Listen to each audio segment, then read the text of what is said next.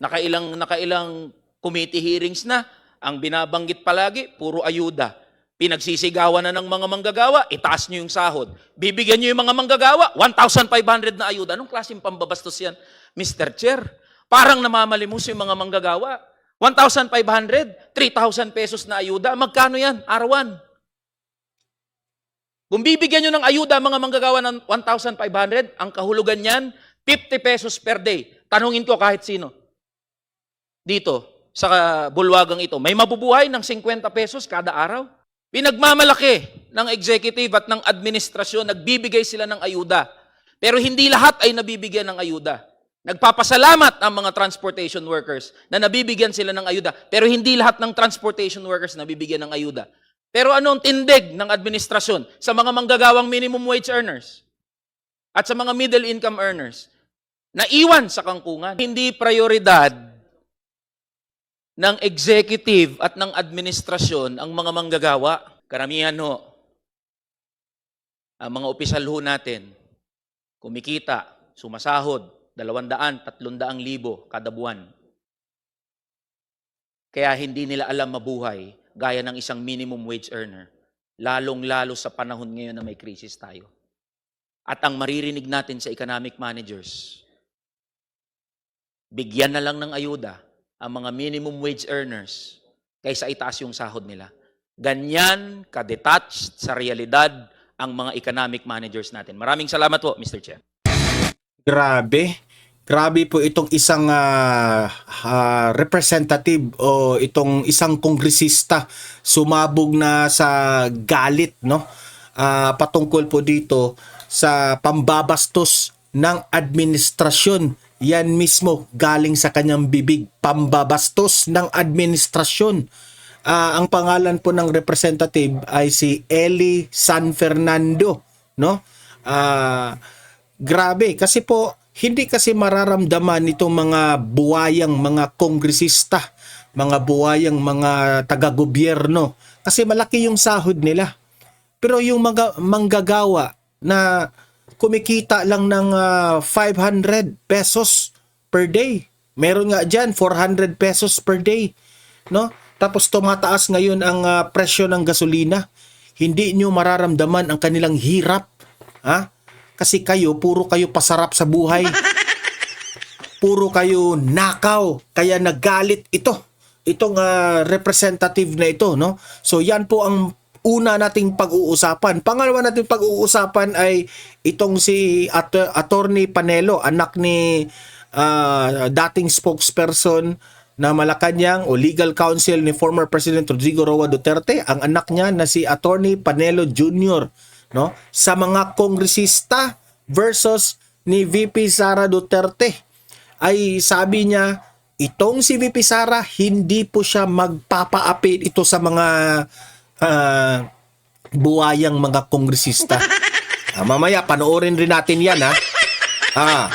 Pero guys, bago ang lahat, bago natin ito papanoorin itong maiinit na debate, paki-like muna, paki-share muna itong video na ito para kakalat ito sa taong bayan, okay?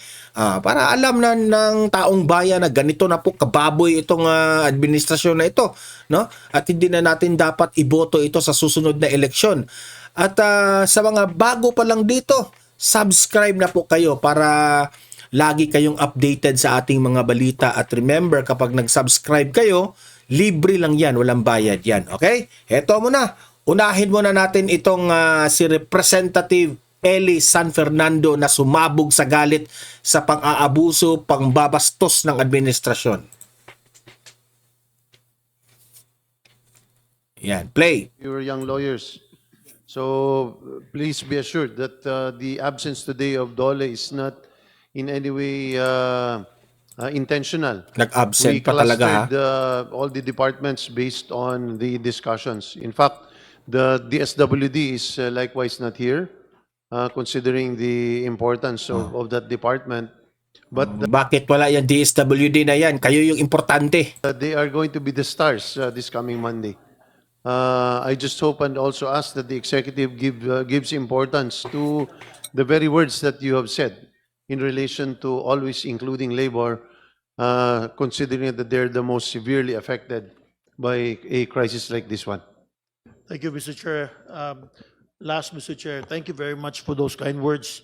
In fact, yun lang. We always just consult the labor sector. Yun lang yung importante. I don't know what's wrong with this administration and they have not done that.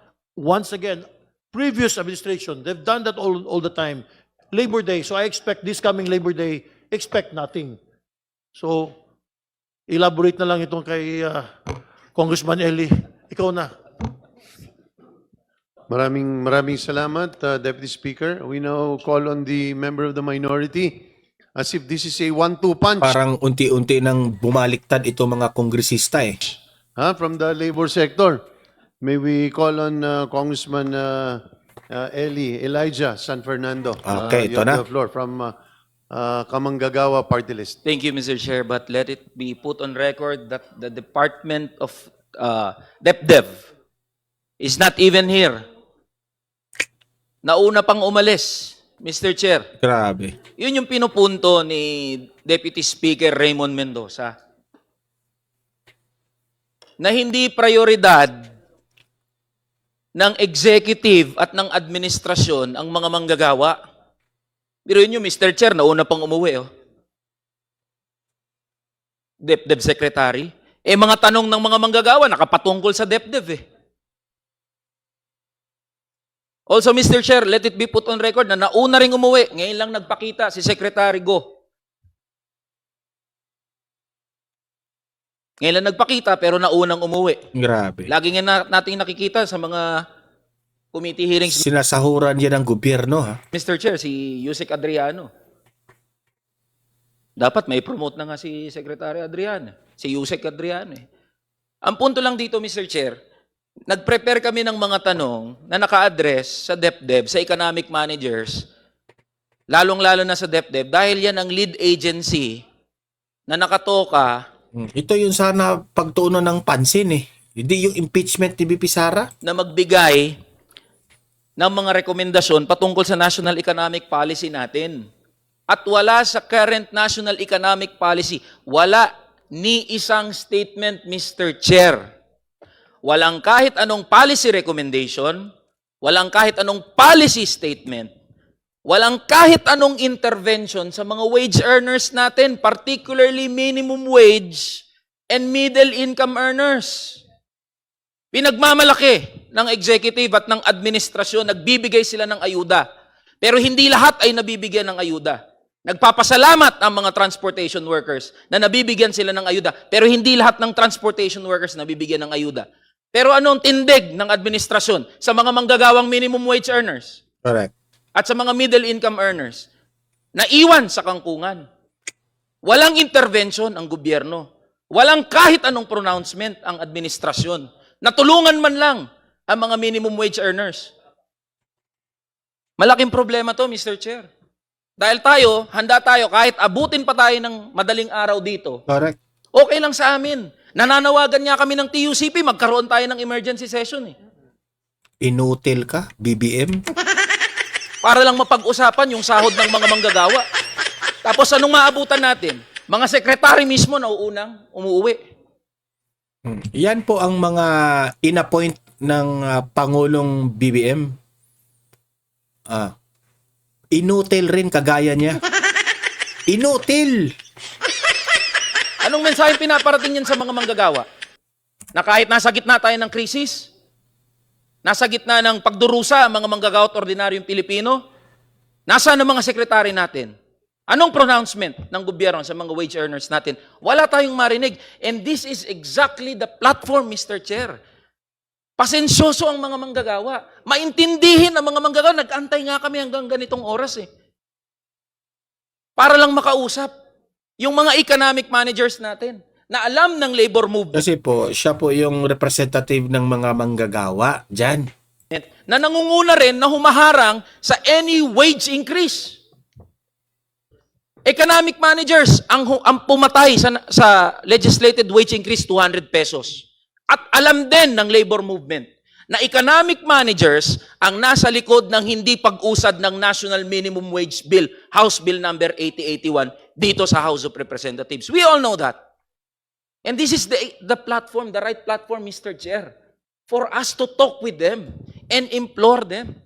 Now, sana man lang mapag-usapan natin yung sahod ng mga manggagawa.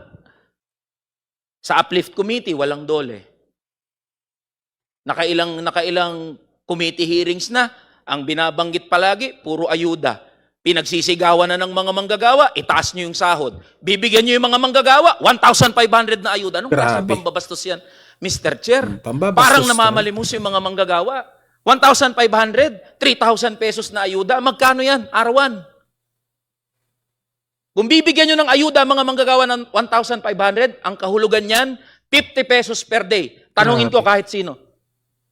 Dito, sa bulwagang ito, may mabubuhay ng 50 pesos kada araw? Sino bang pinaka-apektado? Sinasabi, Mr. Chair, ng Uplift Committee na priority yung mga pinaka-apektadong sektor ng ating lipunan. Ang mga minimum wage earners at middle income earners natin ang isa sa pinaka-apektadong sektor ng krisis na meron tayo ngayon, Mr. Chair. Sino ba ang mga sumasakay sa jeep, sa bus? Di ba mga minimum wage earners, mga middle income earners? Alam ba ng mga sekretarya natin? Ng mga minimum wage earners natin? Yung mga waiter, yung mga security guard, yung mga pumapasok, mga nag-a-assist sa atin dito, mga minimum wage earners, pumapasok, nakamotor yung mga yan. Nagpapagas. Correct. Nagpapakarga ng diesel, nagpapakarga ng gasolina. Yung 300 piso na mga minimum wage earners natin, dati kayang pumuno niyan ng motorsiklo. Ngayon, magkarga ka ng 300, maswerte ka na kung umabot ng kalahati. Alam ba yan ng Department ng DepDev? Alam ba yan ng DOF? Alam ba yan ng economic managers? Nabubuhay kayo lahat sa simulation Tapos hindi kayo sisipot dyan sa mga hearing na yan. Importante yan. nyo. Hindi nyo alam ang tunay na buhay at karanasan ng mga manggagawa at ordinaryong Pilipino. Yan ang pinupunto namin. Tapos anong sasabihin nyo? Gawin nating priority ang mga pinaka-apektadong sektor ng ating lipunan. Mga manggagawang wage earners yan. Yun ang pakiusap namin ng TUCP. Kausapin nyo man lang ang mga manggagawa. Kausapin nyo man lang kami, apektado rin kami. Pero walang kahit anong intervention. Sinong sasagot ngayon, Mr. Chair, sa tanong namin? Wala dito yung DepDev. Ni hindi man lang nagkaroon ng hiya na mag-iwan ng kahit na assistant dito, Mr. Chair. Mr. Chair. Para masagot yung aming mga tanong. Wala na sasagot. If I may, Kong Eli, no? They both secretaries have asked permission earlier this morning pa because they have an urgent meeting ongoing in the palace pagdating dun sa subsidy ng public utility vehicles. But in fairness to DepDev, with due respect, may iniwan sila ditong direktor at ito yung pinakamagaling daw nilang direktor. Mr. Chair, naiintindihan namin, merong importante na ginagawa yung mga kalihim natin, pero hindi ba equally important din to? Correct. Tama. Di ho ba? O, ano ngayon ang sasagot? Ano ngayon ang mensahe sa mga manggagawa nito? Nag-hearing tayo, wala dito yung mga pinakapinuno ng mga ahensya. Bastos talaga. O ano pag-uusapan natin? Di wala na, magkaantay na naman yung mga manggagawa. Mr. Chair, dahil kayo na pa nag-aantay, so baka po pwedeng tanungin natin DepDev, Mr. Chair. Baka meron pwedeng isagot yung DepDev dito sa mga katanungan natin, sa mga ni-raise natin. Numero 1, bakit walang kahit anong pronouncement ang gobyerno sa mga wage earners natin, particularly minimum wage and middle income earners? Okay. Mr. Chair, if I may, Director Des Narvaez from DepDev. So first, Mr. Chair, I'd like to answer the question on why we don't have DOLE at the Uplift Committee. So we do recognize that DOLE, we are actually very few in the Uplift Committee, and we're focusing on the core agencies, core implementing agencies. But we do recognize that Uplift Committee is given the authority to form subgroups, subcommittees, and we are open. No, we are looking into inviting forming a committee, no, involving DOLE. In terms of measures for the labor sector, well, You're right, Mr. Chair. Currently, we are prioritizing, so the economic managers are prioritizing the severely affected sectors. And incidentally, many of them actually are also wage earners. In terms of other concrete measures, we are currently focusing on ensuring that we protect the job creation. As much as possible, we would want to minimize job losses because as presented by the Secretary earlier, we do expect if the war lingers, no, it becomes protracted, we do expect some fallout also in the labor sector. And the priority now, apart from taking care of the severely affected sector, the priority is to precisely minimize job losses. Mr. Chair, naiintindihan ko naman ho yung line of answer ng DepDev. Ang swerte ho ng mga malalaking negosyo, sa totoo lang, DepDev.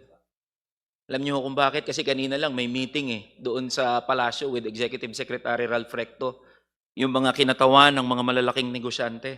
Buti pa ho yun, may assurance kayo. Kasi ang pinupunto ho ng DepDev, Mr. Chair, kailangan daw proteksyonan yung job creation at hindi magdulot ng job losses sa ekonomiya natin. Ipinagpapalagay at ina-assume ho ng DepDev at ng economic managers natin na yung pag-uusap ng kahit anong taas sahod ay magdudulot ng karagdagang pagkawala ng sahod. Willing nga kaming debatihin kayo sa plenaryo tungkol dyan. Pero napakaswerte ho ng mga malalaking negosyante at mga oligarko, may tagapagtanggol sila. DepDev at mga economic managers natin. Correct. So, pwede ho ba? Yung mga mayayaman, lalong yumayaman. Hindi sila apektado sa crisis. Pero yung mga manggagawa, kawawa.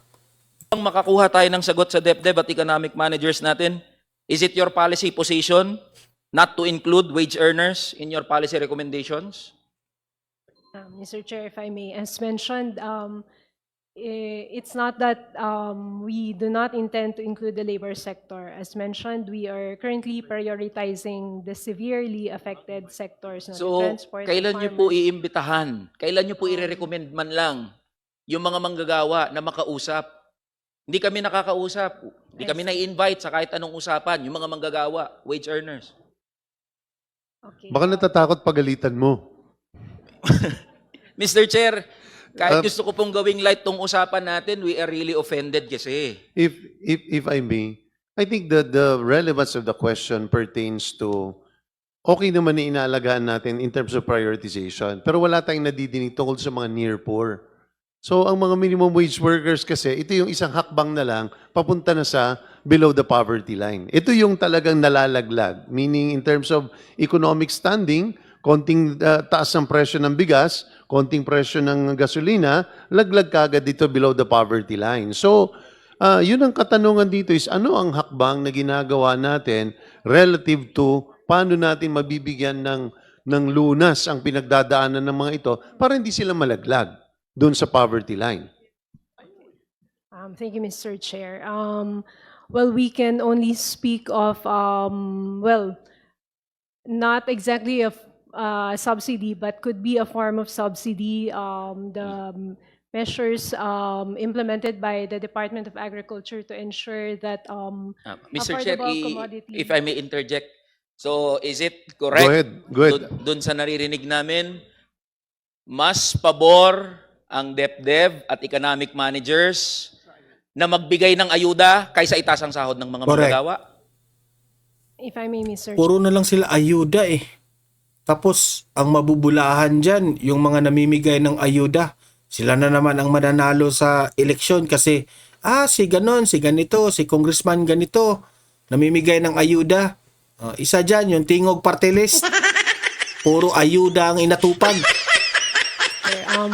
It's the position of the economic managers to leave to the regional wage boards the matter of raising wages. Ayan, sasagutin ko ho yung sinabi nyo, Director.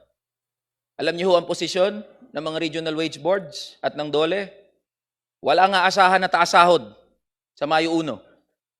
Ano po ang komento ng DepDev dito? Sabi niyo, ipagpapaubaya sa mga regional wage boards. Nagsalita regional wage boards, wala nga asahan na taas sahod. Ano pong posisyon ng gobyerno dito? Okay, Mr. Chair, if I may, I will speak as a member of the Wage Board of the NCR. I am not aware of such a statement. In fact, well, we will convene as scheduled by May. Yusek Bitonyo ho ang nagsabi. I see. Mm. Okay, I have not heard of that, but Gawa na Yan, ng FEG yun. Ngayon po, aware na si Director. Di ho ba? Hindi, punto ko, aware, hindi ka aware, Director. Ngayon, aware ka na si Yusek Bitonyo sinabi yun.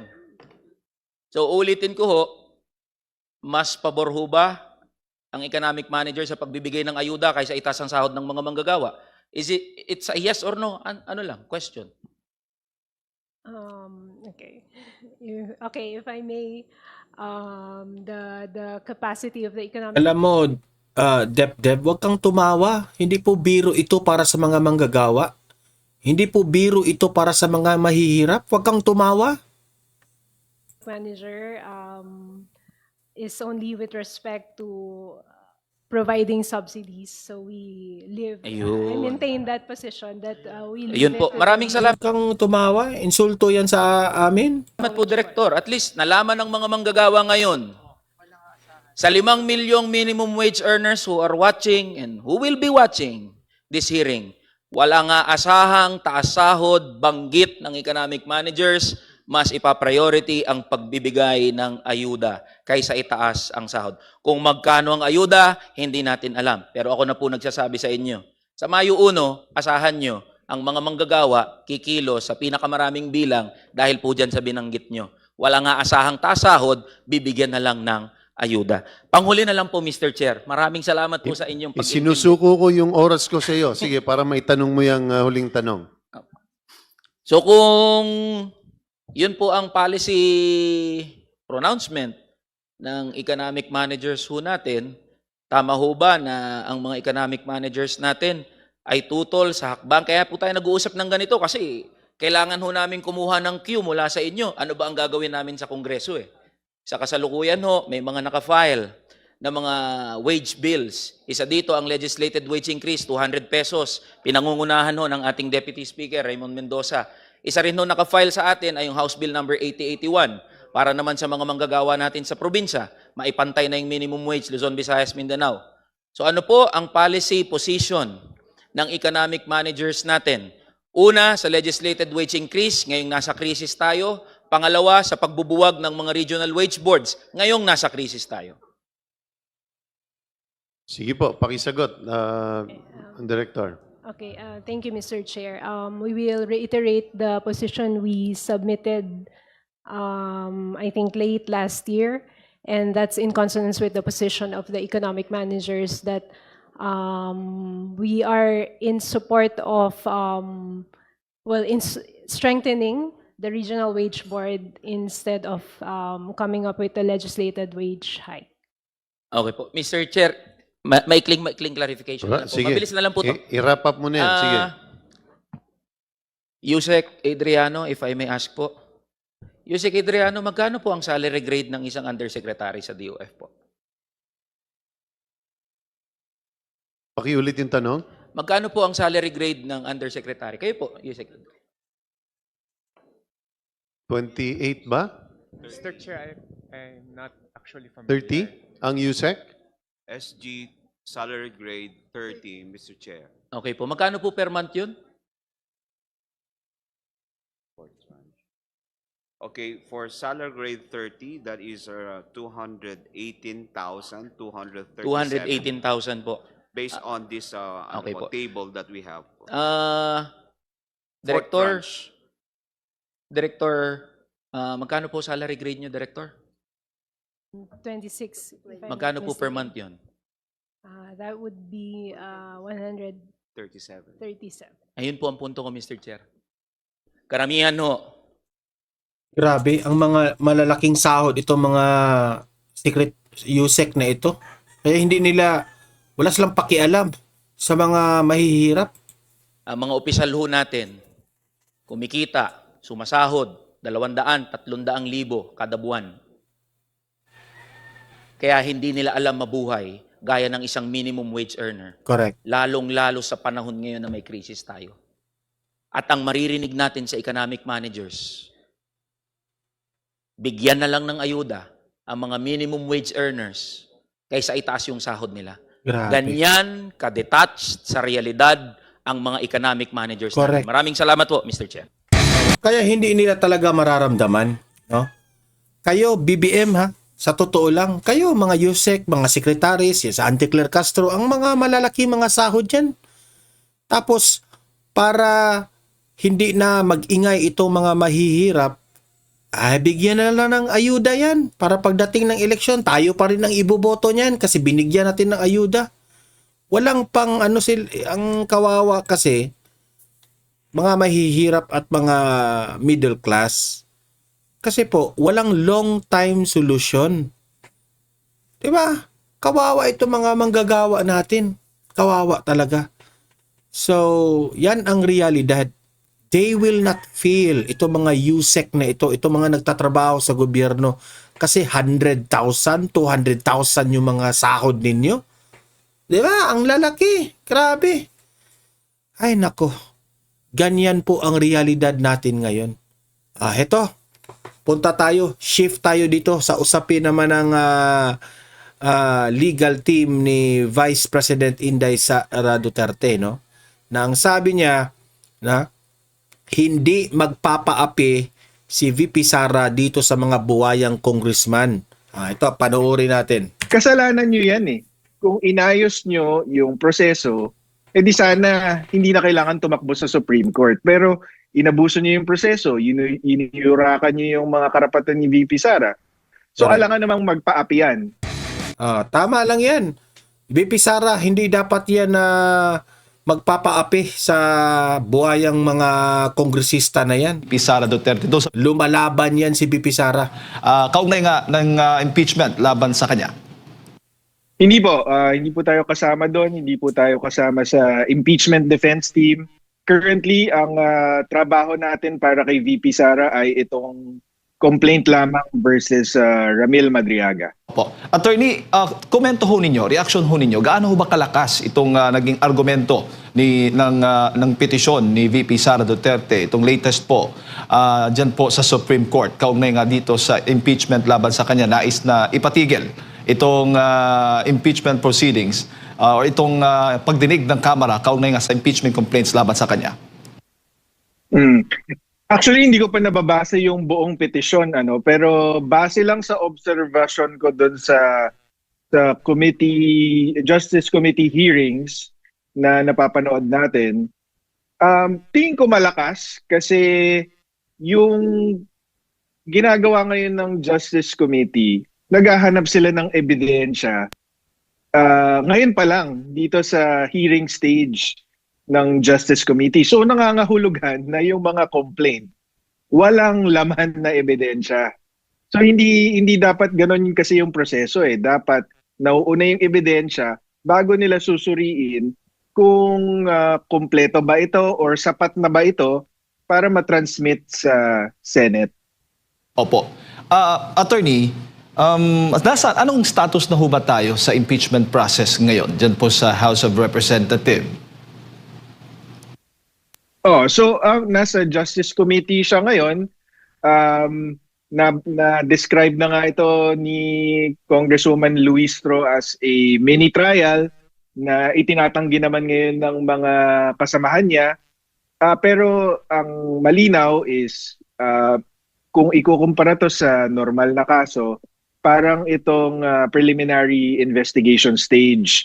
So dito sa preliminary investigation stage, dapat sinusuri ng prosecutor or ng fiscal or in this case yung Committee on Justice kung may sapat nga na ebidensya at sapat ba yung mga aligasyon para makahanap ng probable cause. Ang ibig sabihin ng probable cause, meron nga bang mga krimen na commit at ang taong responsable ay yung isinasakdal or yung irinereklamo kung merong sapat na ebidensya. So, kung yun ang susundin natin, dapat hindi sila ngayon nang naghahanap ng ebidensya. Dapat nabigay na ito ng mga complainant Tapos susuriin nila kung sapat na ito.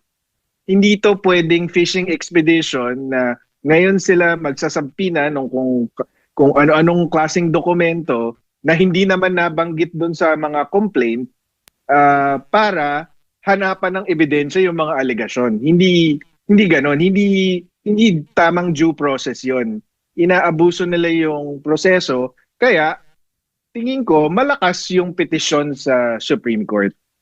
Baga malinaw, attorney, na dapat bago nila ito dininig, lahat ng mga ebidensya ay naisama na doon sa mga dokumentong inihain dyan sa House of Representatives bago sila maghanap ngayon. Dapat dinirekta na nga dapat yan sa Senado kung gustuin talaga nilang ilusot itong impeachment trial ni Vice President Sara. In fact, sabi nga nila, tingin nila sapat na yung numero nila para mapagbotohan to at i-transmit sa Senado. So anong ibig sabihin? Ibig sabihin, number one, pre-judge ito. So kitang-kita mo na agad na labag ito sa due process. Pangalawa, ginagamit nila itong hearings para siraan si VP Sara at para mag-fishing expedition nga, maghanap ng ebidensya para tapatan yung mga alegasyon. Tapos, yun nga, inaabuso nila yung proseso. Ang problema dito sa Kamara de Representantes natin, nabokya na nga yung unang impeachment complaint. Pinagalitan na nga sila ng Supreme Court na inabuso nila yung proseso doon sa impeachment last year. Ngayon, nabigyan sila ng panibagong pagkakataon, imbis na ayusin nila yung proseso, gawin nila ng patas yung impeachment proceedings, umabuso na naman sila. So hindi mo rin masasabihan itong kampo ni VP Sara, bakit kayo tumakbo na naman sa Supreme Court? Kasalanan nyo yan eh. Kung inayos nyo yung proseso, di sana hindi na kailangan tumakbo sa Supreme Court. Pero inabuso nyo yung proseso, iniyurakan nyo yung mga karapatan ni VP Sara. So alangan namang magpaapi yan, di ba? Karapatan niya pumunta sa Supreme Court. So gawa-gawa niyan, kasalanan niya ng House Justice Committee kung bakit merong petisyon sa Supreme Court. Kasi itong mga Committee on Justice, bias na eh. Bias na. Kung tama lang yung proseso ninyo, hindi na sana pumunta pa sa Supreme Court at mag-file ng petition si VP Sara? Actually, sa katunayan, attorney, nabanggit mo na yung 2 punto na sinasabi po sa petisyon ni Vice Presidente, yung sabi mo mini trial, fishing expedition, yan po yung kini-question niya. Yung kulang sa ultimate facts, yung walang sapat na batayan o ebidensya, puro alegasyon lamang, yan po. At ilan po dito sa mga punto pa ng kanyang petisyon, yung paglabag sa 1-year bar rule. Iginiit ng kampo ng Vice Presidente nga na 2 sa 4 na impeachment complaints ang lumabag sa konstitusyonal na panuntunan na nagbabawal sa pagsasampa ng higit sa isang impeachment proceeding laban po sa parehong opisyal sa loob ng 1 taon. Ano pong tingin ninyo? Hindi ako masyadong familiar dyan sa argument na yan ng grupo ni VP Sara. Pero sa akin, ang mahalaga dito, yun nga, itong mga complainants, pati itong mga nagsusulong ng impeachment, binigyan sila ng panibagong pagkakataon. Kung ako ay kasapi nila, ang gagawin ko is lahat ng itong mga ebidensya na pinapasampina nila ngayon, sinama ko na doon sa complaint. Tapos, ihahain ko sa House Justice Committee para itong House Justice Committee, wala na siyang kailangan gawin, kundi suriin. Para hindi maging questionable itong proseso. Pero anong ginawa nila? 'Di ba? Minadali na naman nila yung pag-file ng impeachment complaint. Hindi nila linagyan ng sapat na ebidensya. Tapos ngayon, napahanap nila sa House Justice Committee yung ebidensyang dapat nakalakip dun sa mga complaint. So anong ibig sabihin? Para sa akin, ang ibig sabihin nito, hindi nila kayang patunayan yung mga alegasyon nila nang hindi inaabuso yung proseso. Correct. Yun ang pinaka-importante dito. Hindi nila kayang talunin si VP Sara sa patas na labanan, whether sa impeachment o or sa eleksyon. Kaya ginagawa nila, inaabuso nila yung poder nila dyan sa House Justice Committee para siraan na lang si VP Sara, gawa ng kwento, para makakuha ng siguro simpatya ng ibang tao na maniwala na itong si VP Sara masamang tao, corrupt, para pahinain siya sa 2028 at tuluyang ma-disqualify for 2028. Yun ang mahalaga dito. Politika lang ang hinahabol nila dito, hindi pananagutan.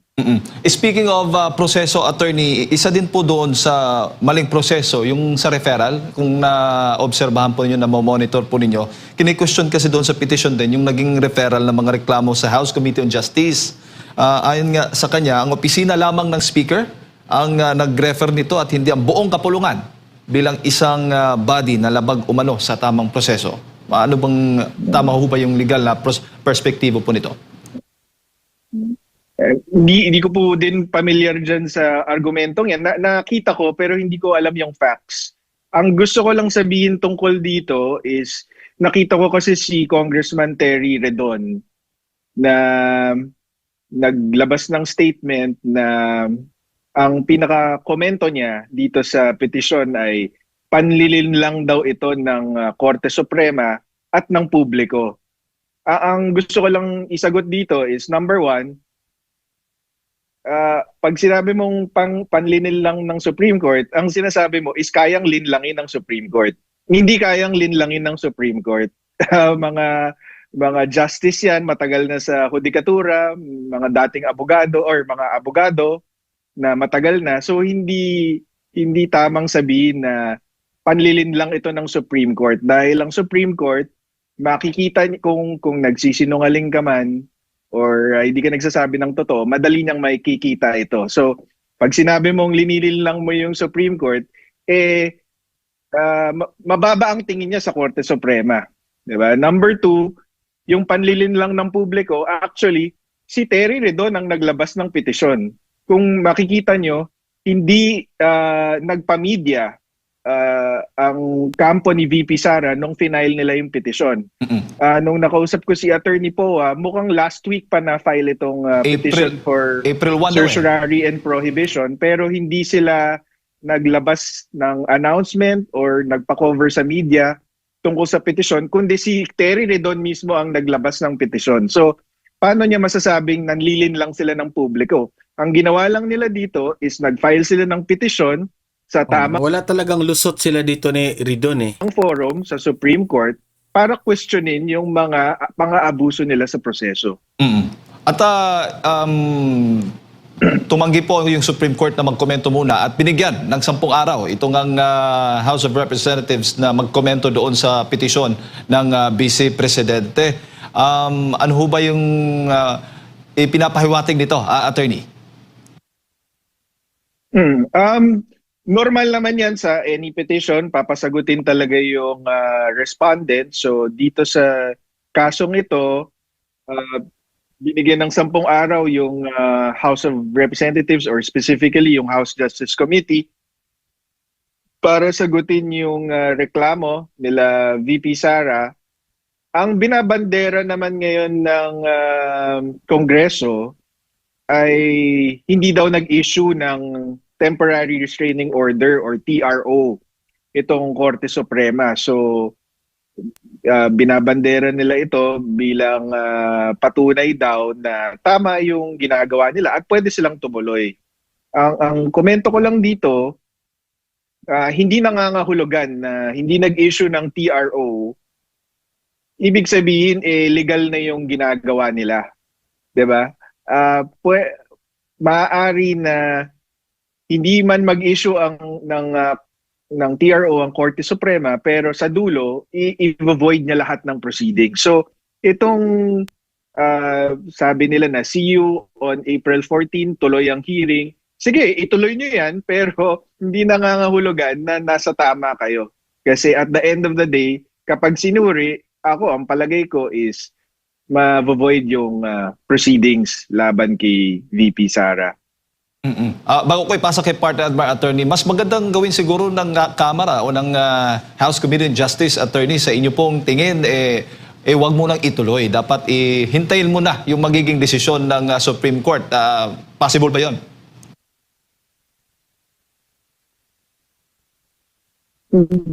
Yun ang prudent na gawin. In pagka korte ang pinag-uusapan ko niya, lower court, tapos may litigant na tumakbo sa Supreme Court or sa higher court, pero walang inisyu na TRO, yung mga lower court, in deference to the Supreme Court or to a higher court, ang ginagawa nila, pinagpapaliban muna yung mga hearing. Kasi baka nga naman, kahit hindi nag-issue agad-agad ng TRO, baka mag-issue in a few days or in the future, binibigyan nila ng deference yung higher court bago sila gumalaw. Pero sa akin, kahit ituloy nila mukhang tutuloy naman talaga nila sa April 14, sa akin maganda din siguro na matuloy. Bakit? Kasi para makita ng Supreme Court yung pang-aabuso nila. Kasi sa April 14 talaga makikita kung ano yung consequence ng hindi pag-action ng Supreme Court. And mahalaga ito kasi dapat tandaan natin na ang Supreme Court justices, impeachable officers din yan. So kapag hindi nila hinarangan ito, nangangahulugan na pwede rin gawin sa kanila ito. So yung April 14 is an opportunity for the justices to see just how abusive and just how illegal this process is. So yan ha, ang argumento po ng kampo legal team ni VP Sara, illegal po ang proseso na ginagawa ng House Committee on Justice. Okay? So kayo mga audience ko dito sa Donmar TV, ano sa palagay ninyo? What is your opinion, reaction patungkol po dito sa kanilang ginagawa? Okay? Mag-comment at babasahin natin ang inyong mga komento sa comment section. Okay? Paki-like, paki-share para marami po ang makapanood dito, no? At dadami tayo dito. At sa mga first time dito nanood sa aking channel, subscribe na po kayo kasi libre lang po ang mag-subscribe. Walang bayad yan. Updated pa kayo sa ating mga maiinit na balita. Okay? See you in my next video. Have a great day. Have a great night. God bless po sa ating lahat. Mabuhay ang Pilipinas and God save the Philippines. Bye-bye.